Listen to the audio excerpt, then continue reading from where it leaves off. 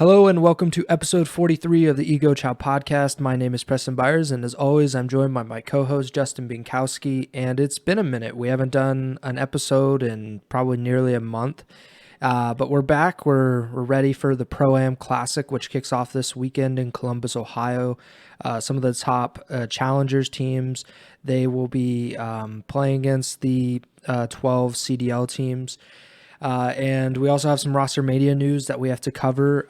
That'll probably be the bulk of this episode, just based on we don't really cover the challenger scene super in depth. But we know some of the teams, some of the players, and we'll try to preview it later in the show.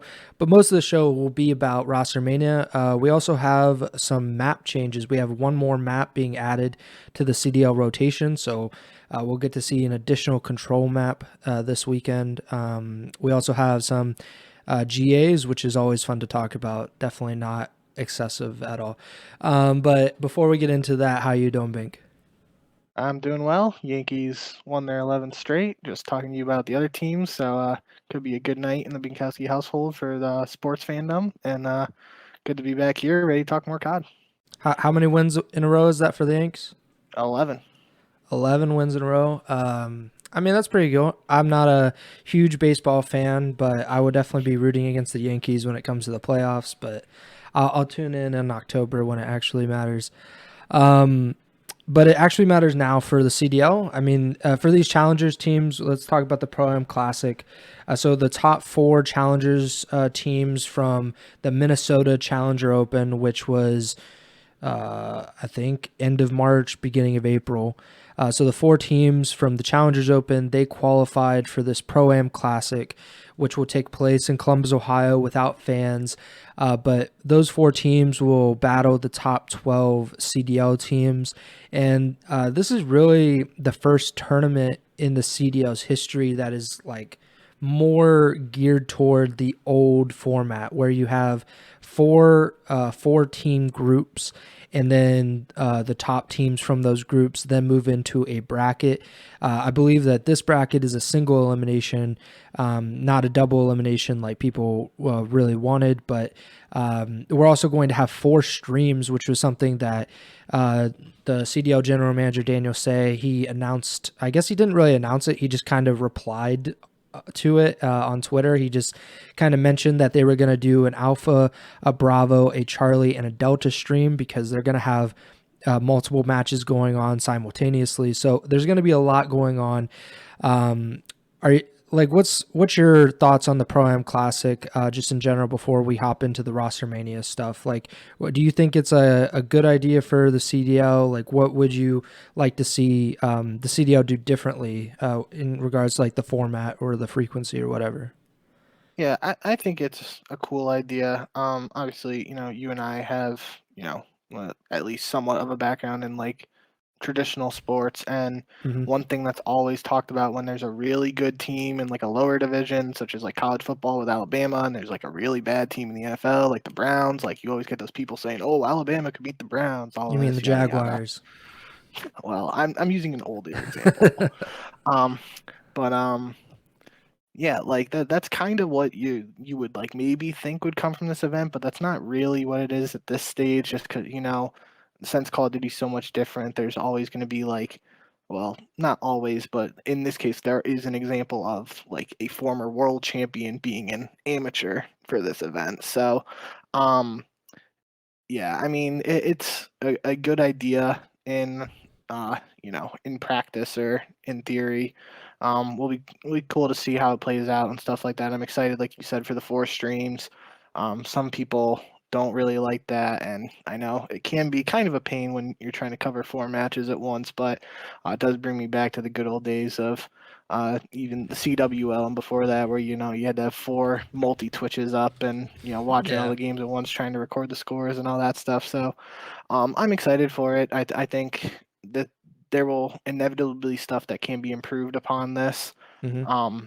However it goes, I'm expecting it to go well, and there should be some interesting matches in it. But yeah, I'm not gonna. Obviously, it doesn't count for the CDL regular season. It's just a one-off tournament, so there's not too much weight going behind this besides like the money and prize pool. So I think it's been a while since we've actually had some CDL action. Some people arguing whether this was too long of a midseason break and all that, but it's over now. And this weekend we have some action. Then the following week we'll get back into those online qualifiers heading into Major 3. So we're officially entering the second half of the Vanguard season. One of the teams that is attending the Pro-Am Classic is the Minnesota Rocker. They are one of the 12 CDL teams, obviously, and they announced on April 13th that they were going to conduct trials with their roster and select challengers players. And I guess they said other pro players, but I don't really know how that works. I don't know if they were using substitutes of other teams like in trials, but essentially they were just saying that they were going to kind of move players in and out of the rosters and like scrims, try to see what was going to work and what was not going to work. So they announced that on April 13th, and they eventually settled on Havoc, who we talked about a little bit maybe a month and a half ago on this podcast. He was a part of the Texas Nation roster that has that dominated most of the beginning of the Challenger season in North America, but his team did not make it to the Pro-Am Classic. They did not finish in the top 4 of that Minnesota Challengers Open, so they didn't qualify for this event. So that team is kind of split up. Havoc is now in the Minnesota Rocker starting lineup, and Major Maniac, who was previously benched last year when Standy came into the lineup and made his rookie debut. Major Maniac got benched then he came back about a month or two later for accuracy, and they obviously had a pretty good end to the season. They won a major, one of the craziest comebacks in CDL or in Call of Duty history, and I believe they finished like 4th at champs. So that's a pretty good finish for them. They just haven't been able to click. They've been not too bad. They're not bottoming out or anything, but they are middle of the road, and that's one of those spots that a lot of teams get uncomfortable with, especially with Minnesota. They didn't change their roster coming into this season. They were one of the few teams that decided to keep their 4-man roster and just from last season to this season, and it just doesn't seem like it's worked out. But so Major Maniac, he will go to the bench for Minnesota, and the Rocker are bringing in Havoc. I want to get your thoughts on this because we talked about it when Havoc put out his twit longer about why he did not join the New York Subliners roster when Clayster was inevitably benched for Paul X. And, he talked about like how he was, he didn't feel comfortable with what was going on, and he wanted Clayster in the lineup, and there were some problems with Crimsix, or like he felt like they wouldn't work together, etc. So I want to get your thoughts. What do you think about Havoc coming in for Minnesota? Yeah, I mean, even further back before the situation there with like Havoc potentially going to New York or whatever, earlier in the season when he was still a part of Mutineers, he made it like explicitly clear that he was leaving on his own terms or mutual terms. He wasn't dropped, and he didn't decide to stay signed to the Mutineers. He decided to part ways so that he could continue to live in Texas. I believe the Mutineers all live in Florida. So that's what he tweeted on November 5th. I'm choosing to stay in Texas to become the best challenger player and get back in the league on my own terms. They're choosing to cut me because of this decision. I'm completely confident that betting on myself will pay off. I'll earn my spot back again like I've always done. And, that was what? Now we're in May, so almost 7 months ago, tweeted that, and it came true here. So I've always enjoyed watching Havoc play. He's, dating back to when he was grinding 1v1 GB streams early in the morning back in IW and stuff like that. I've always thought he's obviously a smart S&D player. He's just always had the potential. And he's been in some tough situations, and whether it's, no matter what kind of situation he's been in, he's always seemed to bounce back, as exemplified here. So I'm happy for him. It's a tough situation for Major Maniac, though. Like you said, second time being benched now by the Rocker, and obviously he was not too happy about it. And himself, he tweeted, "I not only feel disrespected but let down by those around me." So we'll be interested to see what kind of bounce back we get from him in the long term. But for now, this is an interesting Rocker lineup. I think, without knowing too much of the situation with the trials, it seemed like Attach and Standy weren't really going to be like the players to go. Obviously, I could just be completely wrong here, but just from Yeah. like an outside perspective, like Attach has been a super solid player both on SMG and an AR this year. Solid veteran. Basically the franchise guy at this point, and Standy's that young gun pickup from last year. So I feel like they wouldn't have gotten rid of either of them unless something drastic happened. So it kind of fell down to being between Priest and Major Maniac, and they decided to go um, down the road of benching Major Maniac. So I believe, there was a clip Priest had tweeted, and I can't remember what he said now.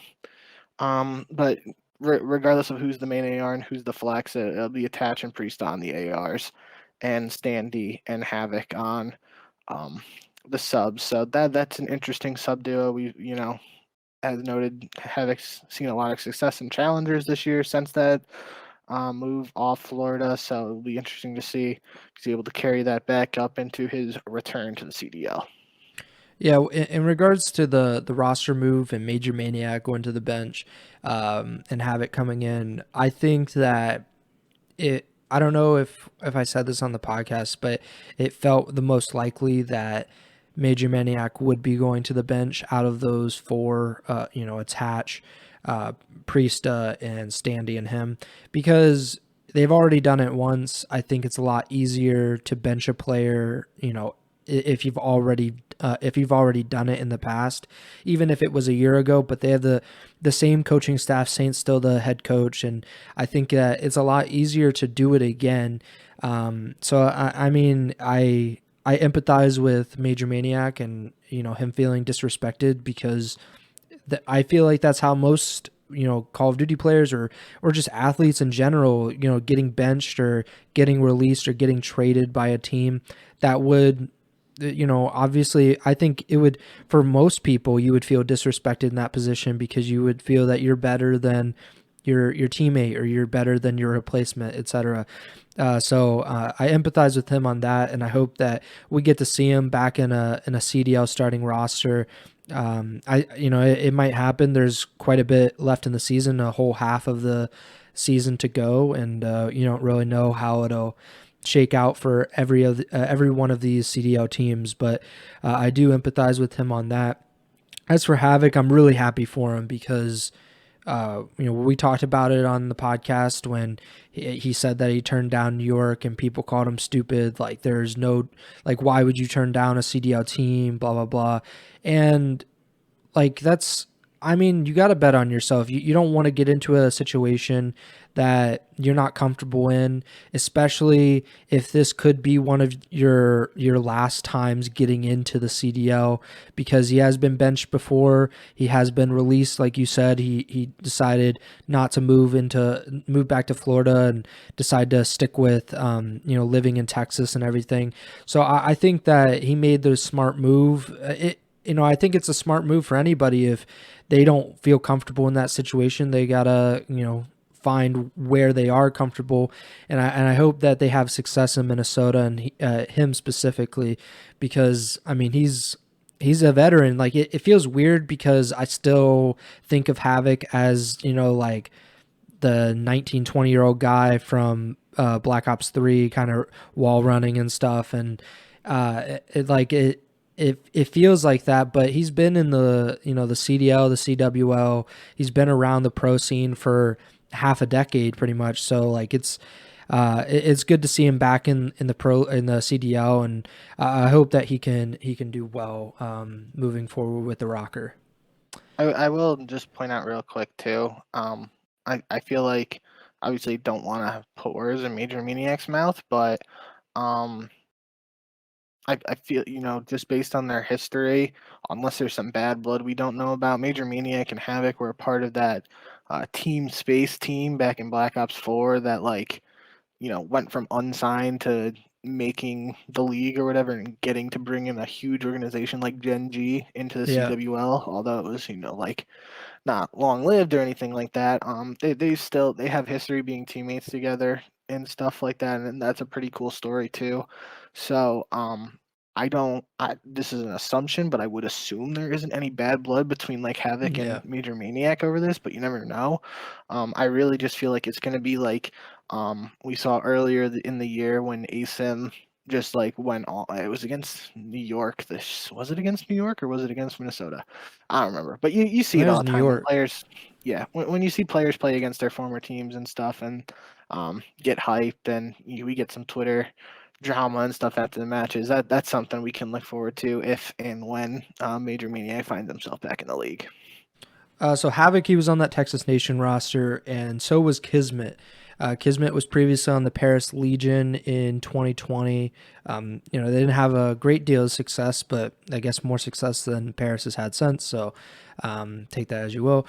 But Crone is reporting that Kismet has joined the New York Subliners roster, and that he will replace Neptune in the starting lineup. And we've already seen Neptune, join and like leave and rejoin some challengers rosters. So I think it's pretty much set that he's in challengers again.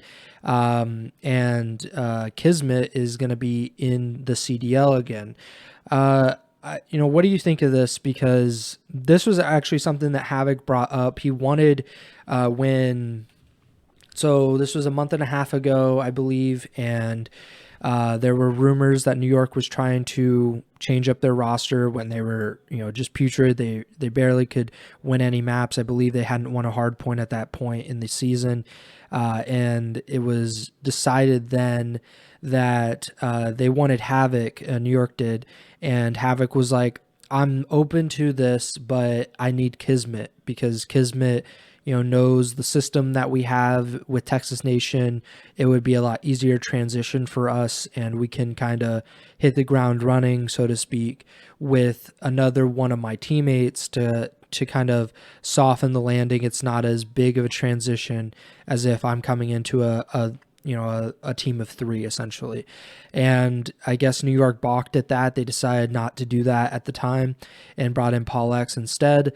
And now you have Kismet without Havoc reportedly going to the New York Subliners, according to Crone. So you can check that out on .esports.com. What do you think about this? Kismet, he wasn't a star player by any means when he was on Paris. He's a glue guy, essentially. He's a good team player, and they've had a lot of success with Texas Nation this season, regardless of their final placing in the recent Challengers Open. So, what do you think about Kismet joining the Subliners? I like it. It will be interesting to see how exactly it works out because, kind of like you said, he's more the role player, and he obviously can have his pop off moments and stuff like that. But when he's reportedly or presumably going to be the sub duo with Hydra there, he doesn't really have to have those pop off moments. He's going to be the guy trying to set Hydra up for success, or at least he should be. So we'll just have to see how that works out. It feels like that's just we've seen Neptune and Royalty in there trying to run a sub alongside Hydra, and it hasn't really worked out for them too well, aside Yeah. from a couple of those like online matches towards the end of stage 2 qualifiers or major 2 qualifiers. Um, so I'll be interested to see if Kismet is officially announced, how that works out. I've liked Kismet in the past as a player. He's one of those guys who isn't afraid to talk shit, and he gets really excited and hyped up. So that's one of the types of players that I really like to watch, and I think it's entertaining. So I'll be excited to see him back in the league if that is confirmed. Yeah, I think it's an interesting thing that's going on, and I should mention that New York was also doing trials. They announced shortly after Minnesota announced their own trials that Subliner said, okay, we're gonna do our own trials here. They said that this was their statement on April 16th. This midseason break gives us time to reevaluate ourselves as Major 3 approaches. Starting today, we're going to be committed to open trials involving our current roster and new players. There will be an assessment of individual performance and in-game synergy among players to determine the best fit going forward. Thank you to all who support us through thick and thin. More details on our roster as open trials come to a conclusion. And, with these trials, like, I don't really know how exactly they're being set up. I'm not, because these two teams that did the trials, Minnesota and New York, they're not giving a lot of information about how it's going, who they are trialing and stuff. So I don't know how legitimate they are, like, in the sense, like, how big of a pool of players are you trialing. But it just seemed like Kismet and Havoc were very early on, relatively, like, they were the front runners for replacements for Minnesota and in New York, respectively. So, it's interesting. I think that the trials have a place in Call of Duty, but it's not as easy as like an open tryout for like football, because it really sometimes does come down to, like, all right, like, if you have an open tryout for a wide receiver, the wide receiver doesn't necessarily have to interact with a ton of his teammates, like, in a given play. He might have to, run a route. He might have to block or something. But with Call of Duty, like, it's a lot of teamwork, like a lot of communication, a lot of strategy, and then there is individual performance on top of that. So I don't know if trials have like a big place in Call of Duty, just with the way that esports is. It's just incredibly team based, and even if you put like one of the more talented players on a roster, he might not click with that team. So I'm not really sure about trials. What do you think about trials? Because like you said, we come from like an a traditional sports background, football, basketball, and open tryouts are just like, or the preseason where, the NFL preseason, for example, you have 90, 100 players or whatever, and they have to whittle it down to 53 players by the regular season start. Like, what do you think about trials in Call of Duty? Yeah, I don't really know how I feel about them, to be honest, just because it really hasn't been a thing until now recently. Um, I feel like, though, that it's something that we might see, assuming everything goes well in the CDL, something we might see more frequently much later down the road in several years. And I think it would be something that works better in a system where you have your franchise team and you have an academy team or like your minor league team, Yeah. and you trial with the players on that team, plugging and playing some guys in to see how they work with the main squad, just because then those players are more, more acclimated to whatever system you're trying to use, as opposed to just like some random who has never played with any of those guys in particular on the lineup you're trialing at that time. Again, that's very limited knowledge on my part of what exactly the trial system looks like at this current stage in the CDL. It's certainly, if it worked and all, like, if it was, serious trials and multiple players were getting an opportunity, that's something that certainly interests me. Obviously, we didn't really hear much about that, but like, if you're calling it trials, and like, we'll just use Havoc as an example. If Minnesota says they're doing trials and then they only try Havoc out, like, that's not really trials. That's just what's been going on in Call of Duty for years, where you think you might pick somebody up and then you give them a shot and go from there. Not saying that's what happened. I don't know what happened, but yeah, trials is an interesting idea. I would love to, maybe hear more about it, exactly how it went down and all that stuff, and then I would probably be able to give a better take or opinion on what I think about it. But in its infancy, I don't really know. I think we'll see probably a little bit more of it. Maybe in the off season it would work more, because you have an extended period of time, and there are a lot of players that are not under contract, and you might be able to bring in a lot of players. But I also don't think that a lot of these teams are going to be open to it. A lot of the players are going to be incredibly open to the idea of trials, and like, one day you're playing with these three guys and the next day you're playing with an entirely different three guys, and it a lot of it has to do with like building that chemistry and becoming a cohesive unit. And if you're playing with different people all the time, you don't really always get that. So I think that trials maybe in a different form, maybe not in the way that we're currently thinking of, or the way that maybe they're being done right now. But I think that there could be a chance that that trials are something that the CDL teams do in the future. But right now, I'm not seeing like a huge future for it. Let's get to the LA. And Oh, what did you say? I was just gonna throw in real quick. The only problem with like potentially doing trials in the off season is right now the changing cycle of the game every year. Um, if they get away from that yearly release cycle, which has been potentially reported as happening next year with Modern Warfare 2, then maybe we would see that in like the following offseason, not this offseason, the 2023 offseason. But like this next year, you're not gonna most teams are signing players before the game comes out, and then you're not gonna do trials on Vanguard when MW2 is coming out, and you're probably not gonna do trials on Modern Warfare in 2019 for you too. So it's tough in that regard. That's all I wanted to say. And then also it reminded me of Zinni and Aches were talking about it on the flank, and Zinni was saying like he didn't want to scrim these trial teams when it was happening, and just because he's like saying like how much of a competitor is, but at the same time like if he doesn't think one of the trialed lineups is good, he's gonna let them just absolutely just hork on him, and like he'll go like quadruple negative so that the other team thinks they're making a good change when in reality he thinks it's a negative change, and then like they're like the other team Yeah. seeing this guy going quadruple positive, like oh my god, we gotta pick this guy up.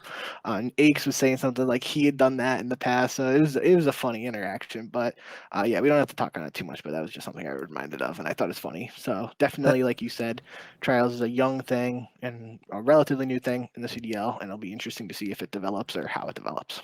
Yeah, that's just gamesmanship. Like you're just trying to get the advantage on teams, and however you have to do it, you do it.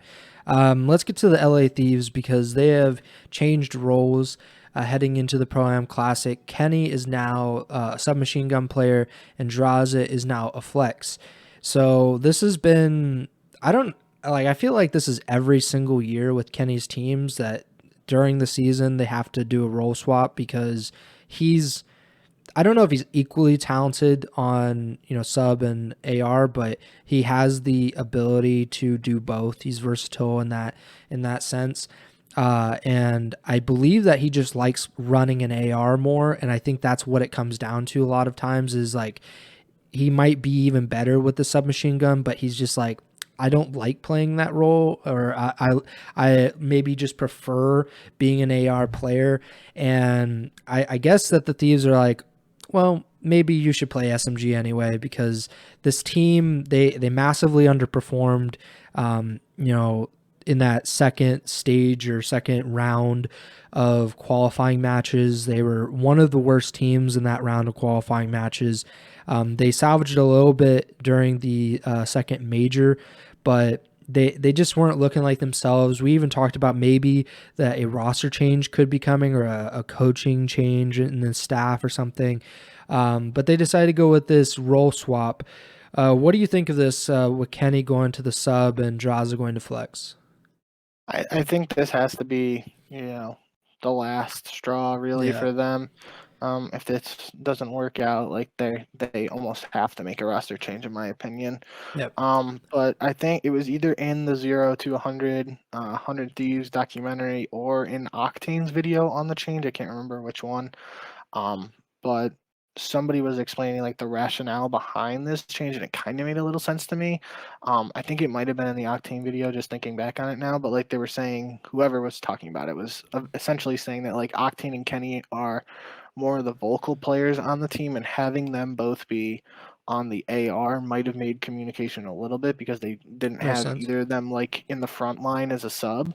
Uh-huh. Um, so I don't know, like I feel like Envoy, maybe he was more forced onto that role when he was on Optic Chicago just because of the makeup of the team. But I feel like Envoy's communication has been, um, just based on like the limited listenings and stuff. I feel like communication has been one of his strongest assets. But maybe something has changed, or maybe that's just a bad judgment on my part. But regardless, if that's the reasoning and everything like that, then potentially Kenny moving to a sub makes a little bit more sense. He's able to, be more of a shot caller, um, take care of business on the front lines while Octane's behind him. This was something, though, that we talked about all the way back when this roster was formed, that something I liked about this team was they just had the flexibility to do something like this.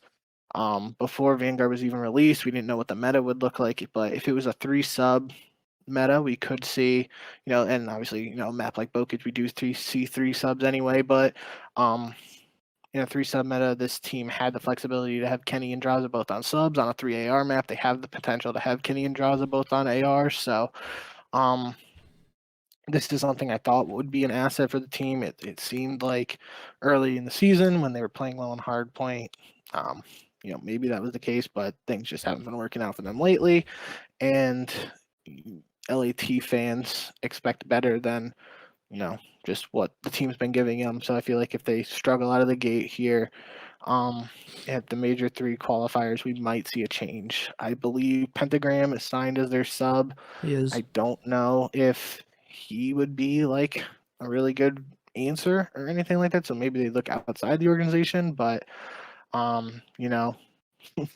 just based on last year, we know the Thieves aren't shy about making changes. So I think we'll see how they do with this role swap, but if things don't work out, we could be looking at a change for them in the coming weeks. To illustrate just how poorly they've played recently, so they started the season winning 6 of their first 8 matches. They lost their opening match to Atlanta FaZe. I mean, that's pretty expected for most teams. Yeah. They won 4 straight, then they lost a 3-2 match to the Toronto Ultra at the first major, and then they won 2 matches in the losers bracket before losing to FaZe in Game 5 again, which was reverse sweep if you remember correctly. And I believe, FaZe, they were not looking great at the time, and they were still able to pull out that reverse sweep. Since then, the Thieves have lost 6 of their last 7. So they lost all 5 of their qualifying matches. They lost to London. They lost to Optic. Like, a lot of these are 3-2 losses, mind you. So they lost a 5-game series to Optic, Minnesota, LAG, and then they lost again to Optic in the second major, with their only win being a 5-game win over New York, who is, even with Paul X, they're one of the worst teams, like in the major at least. They were one of the worst teams. They could barely win hard points. So it wasn't that big of a surprise that the Thieves won. So I think it's really surprising that they are 7-9 right now, and they're in a precarious position in terms of the standings. They're in 6th place. They're in a tie for 6th place, a 3-way tie with Florida and Seattle. So they're only 10 points ahead of 9th place right now, which is Toronto, who has their fair share of problems right now. I think that a roster change could be coming, but I hope that for these players' sake that they're able to get something going with these role swaps and just trying to figure it out, because they started off really hot. They looked like one of the 4 or 5 best teams in the league. And even now that they're in 6th place, I wouldn't say that they're the 6th best team in the league from what we've been seeing from them like the past month or whatever of matches, because I would say that Florida has looked better than them. I'd say that Seattle has looked better than them. So I would say that they're probably like the 8th best team currently in the league, just based off of their most recent performances. So they have to figure it out, I think S&D has been their issue recently, if I'm not mistaken, and obviously losing back-to-back reverse sweeps to get knocked out of the majors. Like they got reverse swept by FaZe in the first major, and I'm pretty sure Optic reverse swept them as well in the second major. So I think that's a major issue. I think that's fixable, but I'm not sure how to fix it in this case. And I don't know if a roster change is necessary, if that's the way to resolve the issues that they currently have. Anything you have on LAT before we move on to our next? So let's go to LAG. We're gonna stay in the Los Angeles area. Spart, he is going to stay in the starting roster for the Los Angeles Gorillas. As Gunless, he had surgery recently. If you remember, he was benched. I guess he was subbed out in the last week of qualifying matches before Major 2 due to illness. And he elaborated a little bit on what was going on with him, which was, he had these stomach ulcers and some like internal issues that he was treating with medicine, but the medicine was also giving him some pretty severe side effects, and it was affecting his day-to-day life, which led him to be subbed out for Spart. Spart comes in the last week qualifying matches. They don't have a great time in their optic match. Then they go to the first or the second major, and at the second major, LAG pull off one of the greatest loser bracket runs in Call of Duty history. They win the major. They win the first tournament for LAG since the CDL started, and people are talking about, all right, who gets that fourth spot? Is it going to be Gunless? Is it going to be Spart going into the Pro-Am Classic and into the third set of qualifying matches? With Gunless recovering from surgery, it looks like it's going to be Spart for the foreseeable future. I would just want to say that we obviously wish Pierce the best of luck in his road on recovery, because he seems like an awesome dude. He's one of the best, Call of Duty players, and we wish him the best.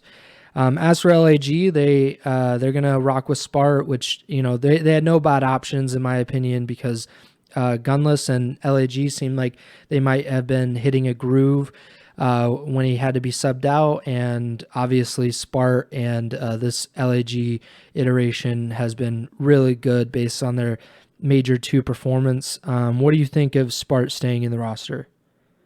Yeah, first off, like you said, shout out Big P. Hope everything goes well for Gunless, and wishing you a speedy, healthy recovery, all that.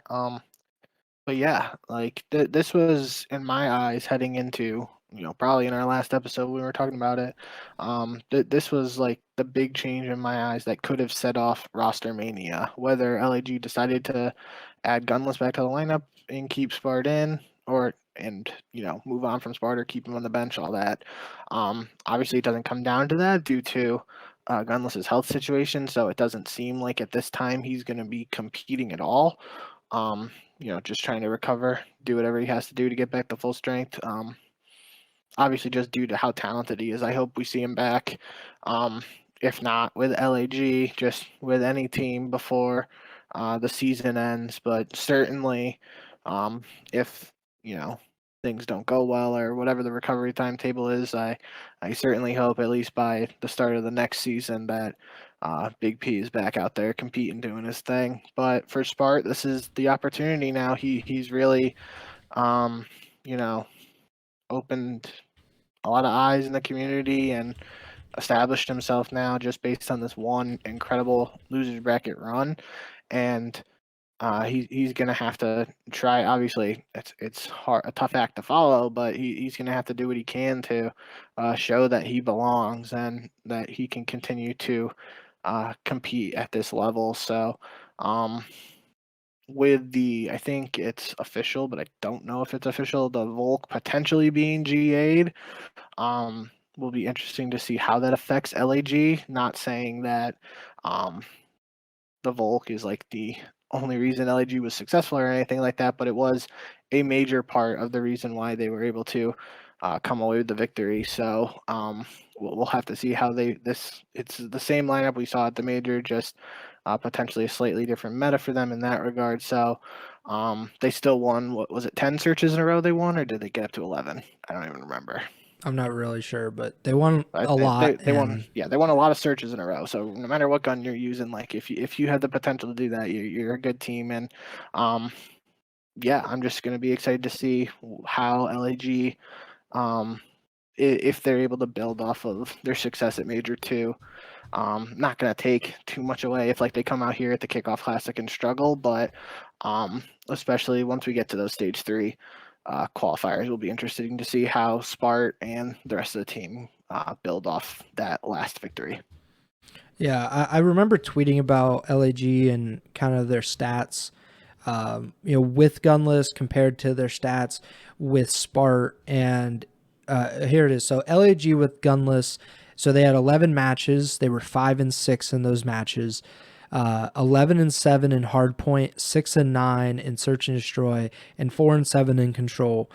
LAG with Spart, they only had 8 matches, so a smaller sample size, but they were 6-7 in Hardpoint, 10-3 in Search, and 4-5 in Control. They weren't much different. They're actually worse in Hardpoint with Spart than they were with Gunless, but that Search and Destroy number is just ridiculous, and it's pretty much the reason why they were able to win this past major, because they were the best Search and Destroy team at the tournament.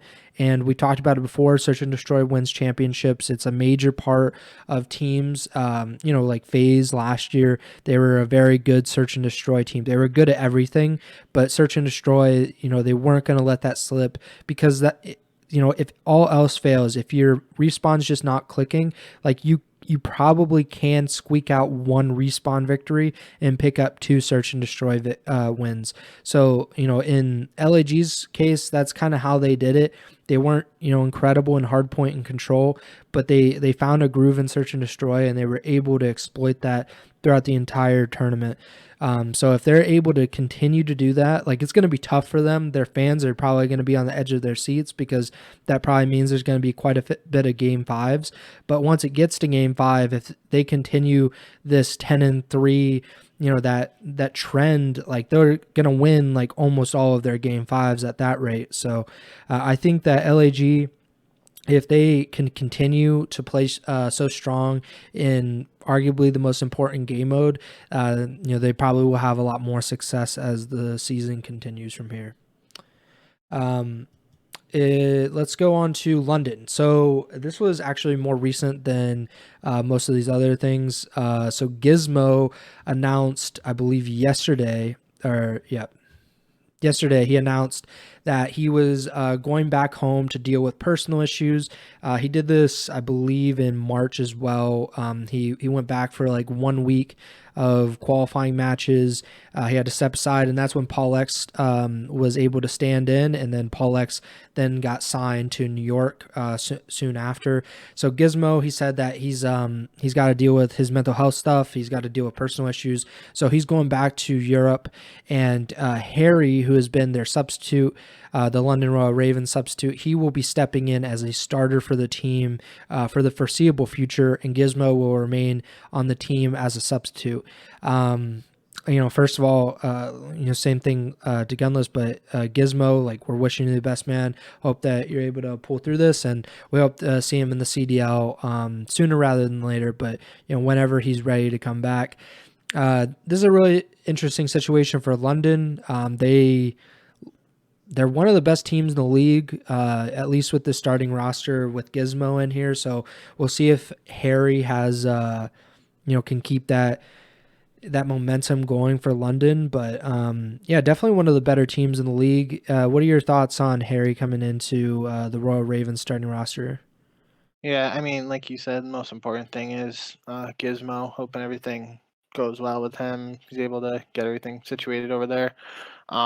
But honestly, I don't know anything about Harry really, so it's tough for me to say here. I mean, coming into this season, I had heard of Nasty, obviously, because he was potentially going to be one of the substitutes for London, and then visa issues or whatever. He didn't actually get to play, so I had heard Yeah. of Nasty, but I never really heard of Gizmo.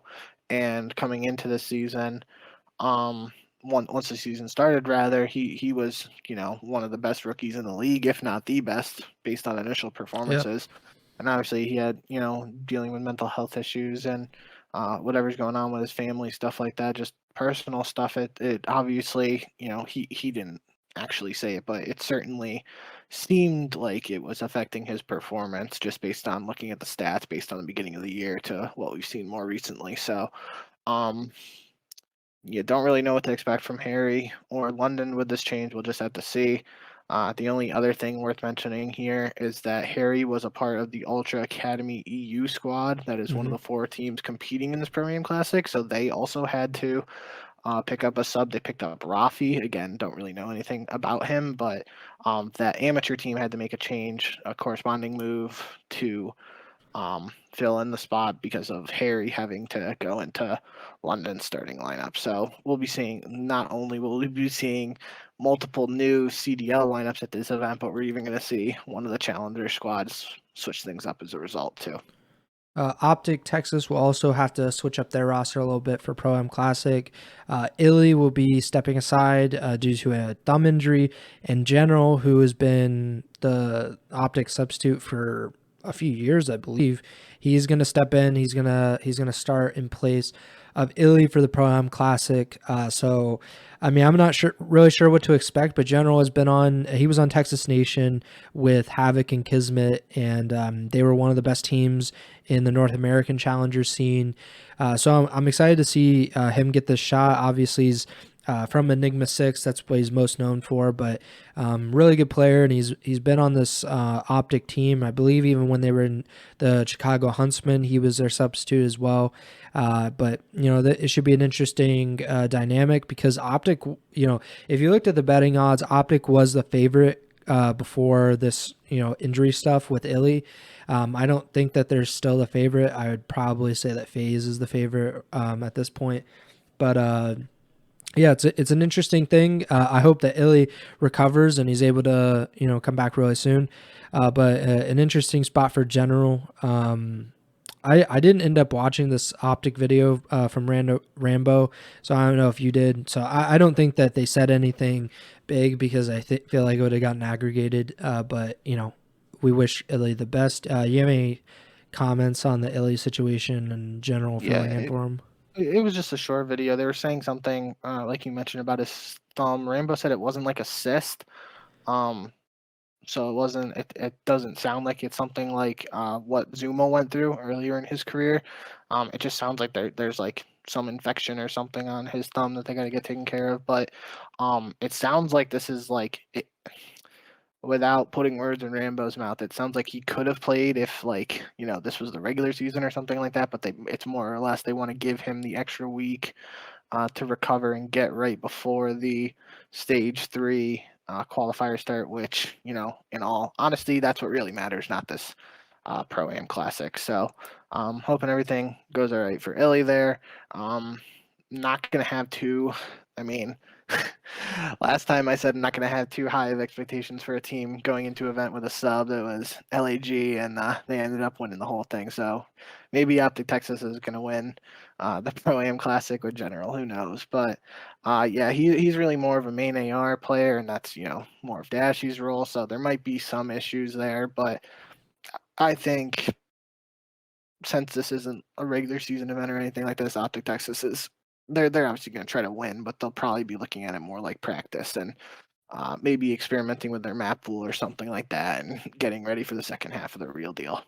Yeah. And also Atlanta FaZe, they are going to, they've already swapped roles. So Arcides is moving to Flex. Celium is now the main AR for the Atlanta FaZe, which is an interesting thing because I just, like, when I think of Arcides, I think of AR player, and Celium, he's ridiculously good. So is Arcides, but I just think of Celium like able to do it all.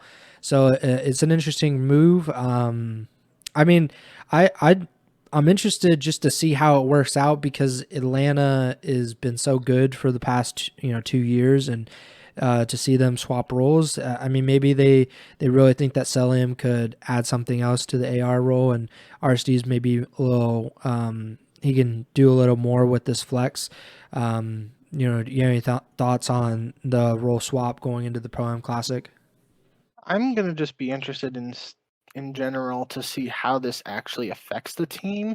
Mm-hmm. Throughout this season, Atlanta has been one of the few teams that has actually, for the most part, it seems to me at least, they've been running 2 ARs on like a bow cage hardpoint, which almost every other team runs 3 subs. So even in that regard, like if Arcides is the quote unquote flex now, like there's still the potential for him to be running an AR on a lot of the maps. And even if, a map like Tuscan or something, maybe he pulls out a sub for like 1 or 2 hills and he's using an AR for the rest of the hills. Um, I'll be interested to see how this actually shakes up. And, maybe it was a situation where, like with Celium on the quote unquote flex, he didn't want to use that third sub on Bokage and was leaning towards an AR. And now with Arcides as a quote unquote flex, maybe he'll be more like he'll want to use a sub on Bokage. I don't really know. But that's what I'll be looking out for with Atlanta. Obviously, if they want to obviously they made the change, but like if they want to make a change like this is a good time to experiment it with it, in my opinion, because they had a little break and they're not jumping right into like the regular season with it. They have this like kind of little buffer here with the Pro Am Classic that gives them a window of opportunity to see how things go and they can experiment a little. So yeah, I don't know how much it'll really change things for Atlanta, but that's what I'll be interested to see, exactly how much we see a sub in RCD's hands. Let's get to the Pro Am Classic. We're not gonna preview this like we would with a major, but if you're not really sure what the Pro Am Classic is, same. This is the first Pro Am Classic that they've done in the CDL, so it's gonna be a new experience for us all. But all 12 of the CDL teams will be attending. This will be a LAN event. There will just be no fans due to like the size of the venue.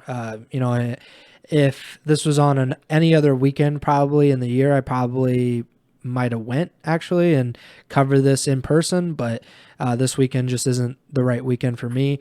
So this is in Columbus, Ohio. So this is the old stomping grounds for MLG and the CWL, and I believe this is the CDL's first time back in Columbus. But this Pro Am Classic will be, like we said a little bit earlier in the show, it's kind of a little bit of a tribute to those open events where all of the pro teams or the pro league teams or whatever, they would be joined in group play by the top challengers or amateur teams. So the top 4 challengers teams from the Minnesota Challengers Open, those teams have been placed into one of 4 groups, which include 3 CEL teams. So Group A is Atlanta FaZe, Seattle Surge, Toronto Ultra, and Strike X. Group B, Optic Texas, Florida Mutineers, Minnesota Rocker, and Toronto Ultra Academy EU. Group C, London Royal Ravens, LA Thieves, New York Subliners, and Team War. And Group D, Boston Breach, LA Gorillas, Barris Legion, and the Toronto Ultra Academy NA roster. And so there's 16 teams in group play. The top 2 from each group advance to a single elimination bracket, which was not received incredibly well by the community. But those teams, so the top team from Group A will play the second team from Group B. Group D's top team plays Group C's second team, so on and so forth, until we have a champion of the Pro Am Classic. This will be live streamed on the Call of Duty League YouTube channel, and there will be 4 streams. So this is the first time that they've done this in the CDL, but there will be a main stream, there will be a Bravo stream, a Charlie stream, and a Delta stream. All of those matches on Thursday. So this starts on Thursday, May 5th, if I'm not mistaken. So that they started on Thursday at 3 p.m. Eastern time. So Atlanta FaZe versus Seattle Surge will be on the mainstream. Optic versus Toronto Ultra Academy EU will be on Bravo. Florida and Minnesota will be on Charlie, and then Strike X versus the Toronto Ultra CDL team will be on Delta, and then we're gonna have 3 matches each on each stream. So I mean, I'm gonna be like pretty much MIA this weekend, so I'm probably not going to be watching a ton of it. And even if I was trying to watch it, my head would be dizzy from 12 matches in a single day happen simultaneously. It's just ridiculous. It's like the NCAA tournament at that point, where it's like there are so many games going on and there are so many channels, like it's kind of hard to really follow anything, but it should be interesting. The people that really love Call of Duty esports are probably going to just adore this event, because this is the old days where you had to multi-twitch it. You had to, watch the French broadcasters cast a game and try to figure out like how Vitality and Mind Freak were doing and in group plays. So it should be a really interesting event. What do you think about the Pro-Am Classic and these teams? Who do you think has the advantage? Because we're seeing a lot of role swaps, some roster changes, some substitutes. Like, this is really kind of a different vibe, because we have so many what ifs going into an event that doesn't count toward the season standings. Yeah, I mean, that's end of the day. It's not quite to the Kickoff Classic level, but I mean, it's obviously the next closest thing in terms of not counting for the regular season and being a mid-season event there. So, I'm excited to watch it. I really, I'm not going to put too much weight into the results of it. It will be interesting to see how some of these amateur teams compete with some of the CDL teams. Like, I could see some storylines brewing with, let's say, well, it turns out Ultra Academy NA is in the same group as Paris Legion. So that could be your Alabama versus Browns comparison we were talking about earlier there.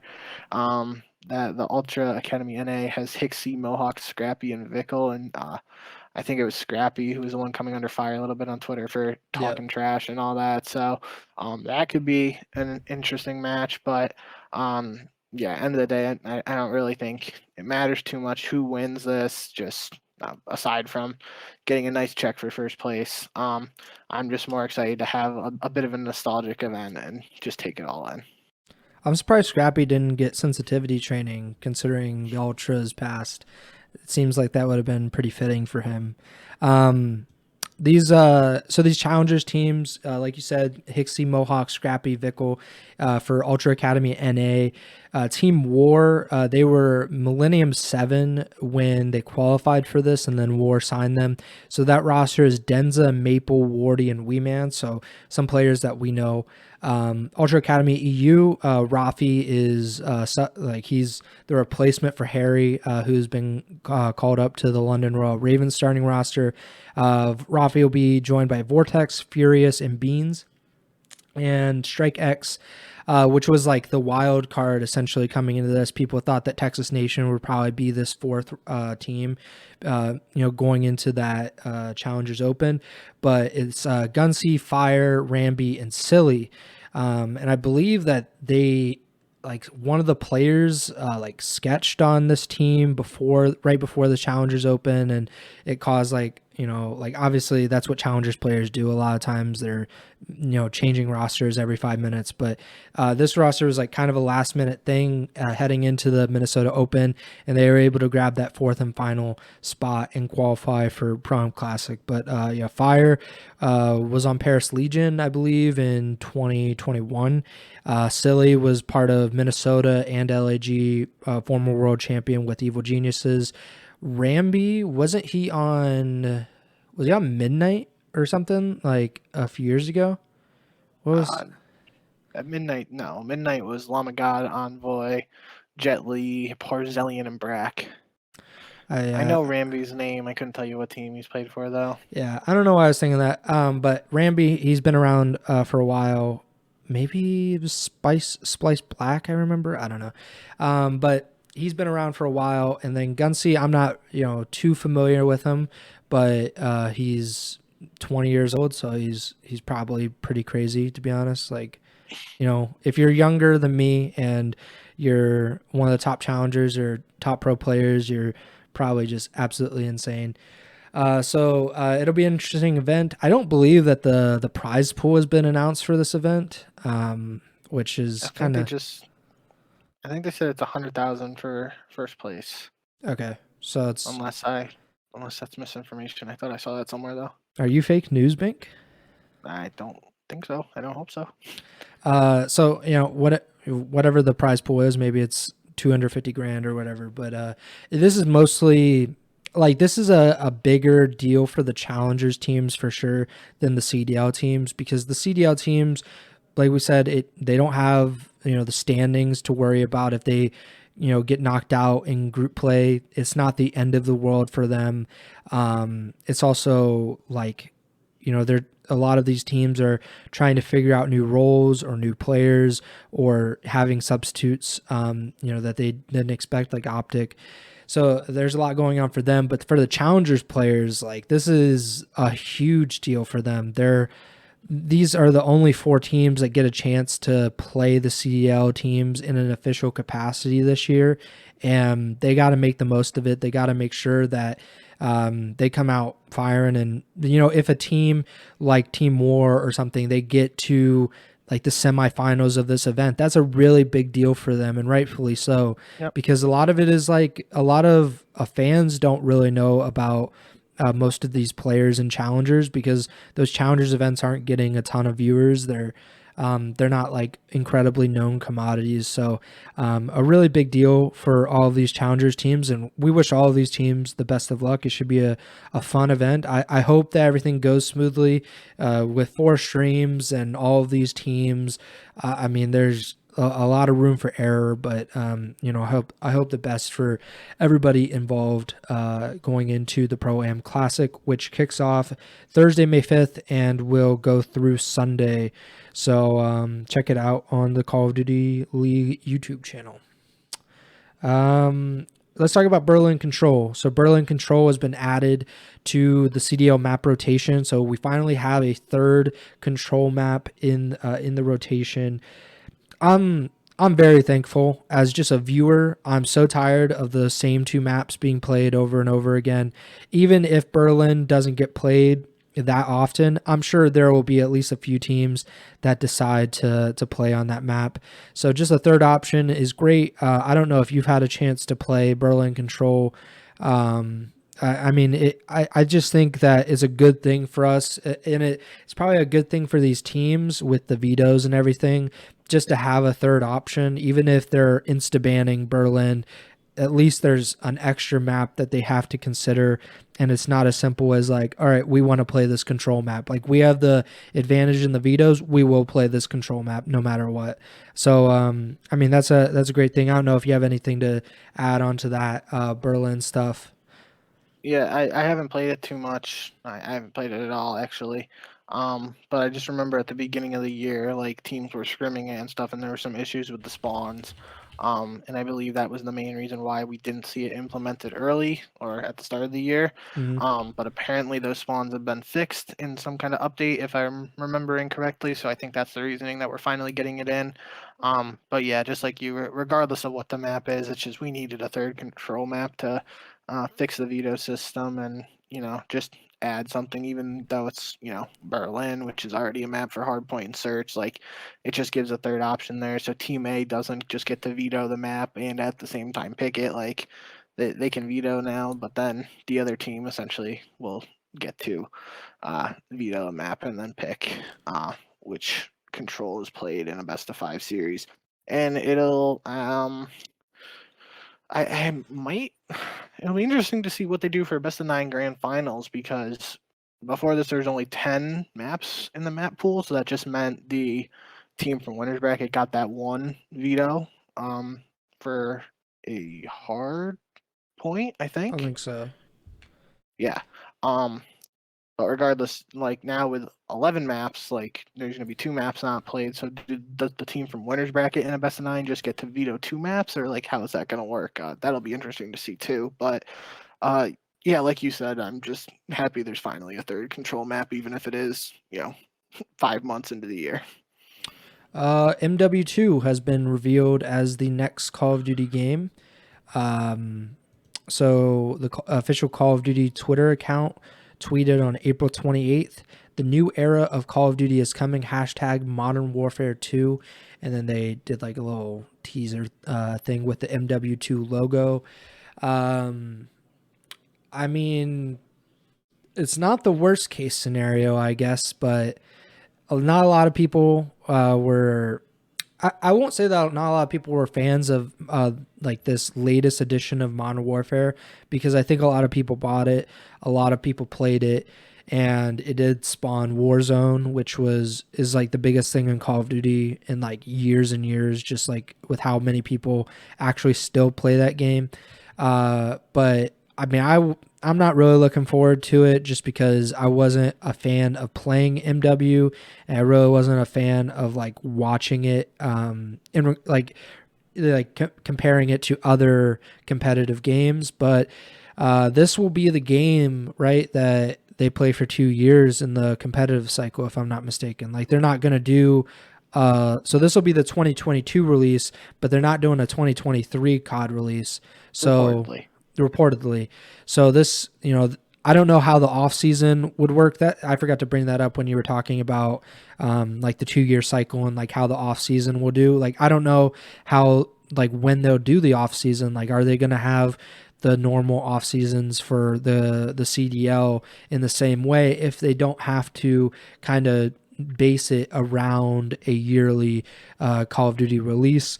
But so this will probably come out, October, November of 2022, Modern Warfare 2, and I would expect people to buy it, like a lot of people, because it's got like this like Vanguard was kind of a step in like outside the box just because it wasn't tied to any of the series like Black Ops or Modern Warfare, whereas this has like the name value that people remember when they were like 12, 13 years old. So there's kind of that. So I'm not really sure if it'll have success, but I really hope so, considering players are probably going to have to play it for quite a bit. Yeah, I mean, there's not much we really know outside of the logo right now. So this is something we'll be talking about in the months and shows to come.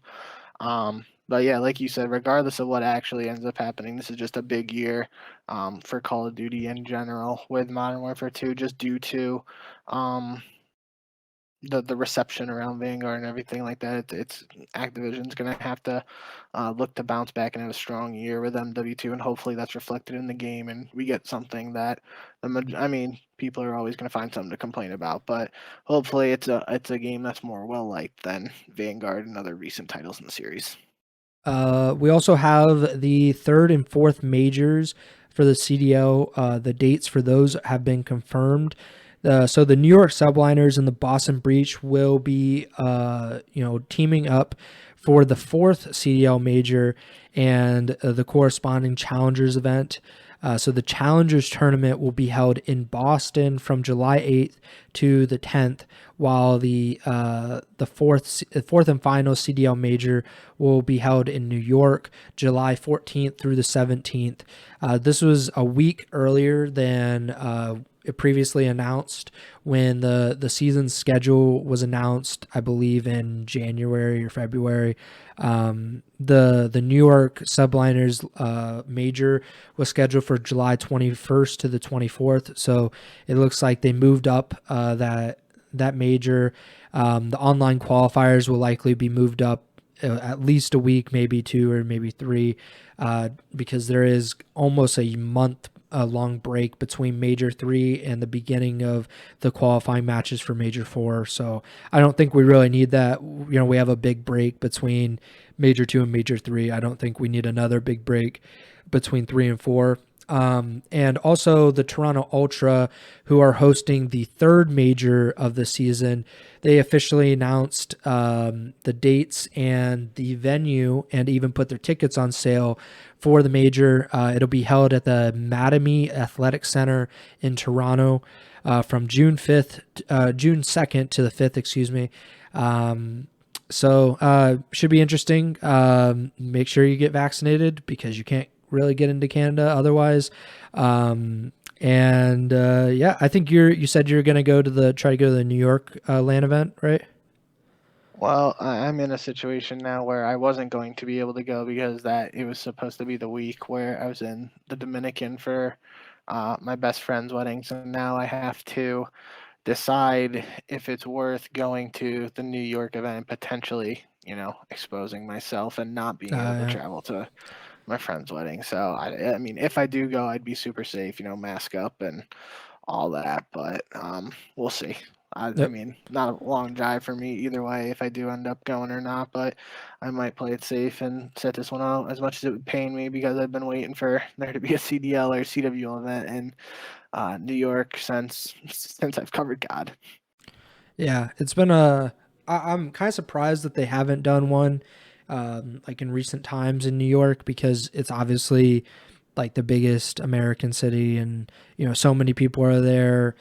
I believe even like MLG was in Columbus, but they were also headquartered in New York, so it kind of felt like it would fit or something, but it just never worked out.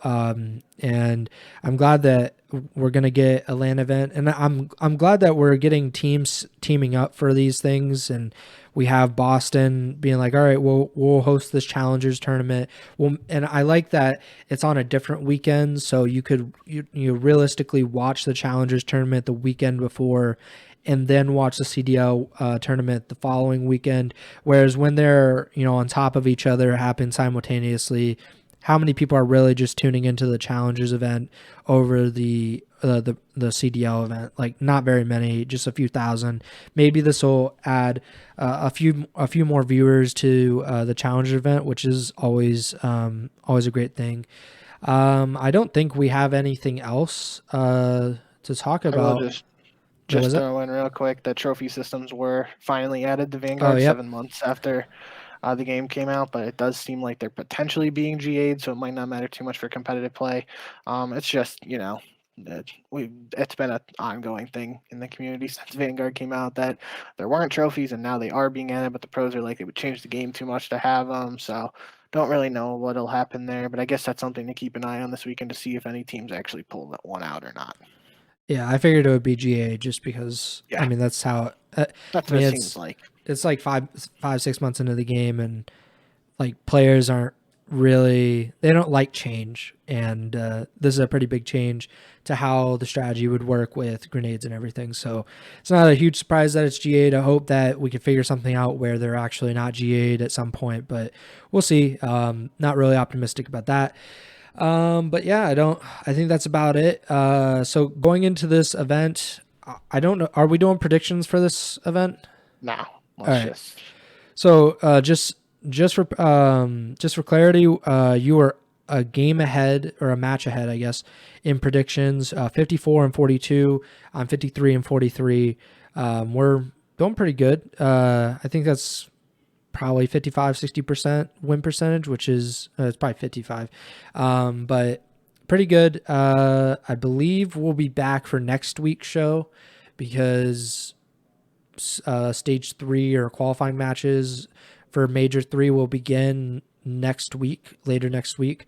So we'll be back then to break down those matches, talk a little bit about the Pro-Am Classic, maybe what we learned. Maybe we saw Paris Legion walk away with another championship and some $100,000 grand prize or whatever. So that would be nice. But yeah, we'll be back next week. Make sure to subscribe, like the podcast, follow the podcast feed.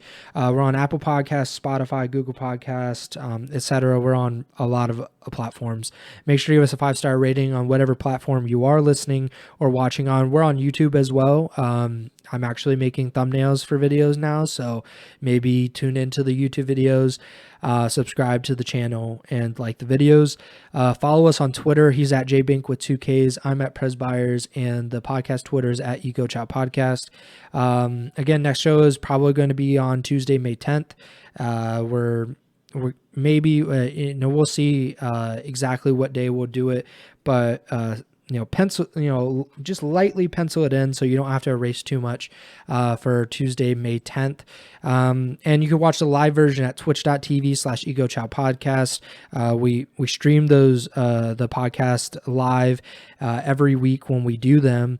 So you can watch it live or catch it on the podcast feed or on YouTube afterward. But that does it for me. Take it away, Bink. Yep. Thank you guys, as always, for tuning in. It was good to be back after a short little break. But now, assuming things play out as we expect the rest of the season, you can probably expect regular shows from us. Once again, moving forward throughout the second half of the 2022 season. So that's it for us. hope you guys enjoy the Pro-Am Classic this weekend for those of you tuning in. And for those who tuned in here, again, just thank you. And always remember to send the chow.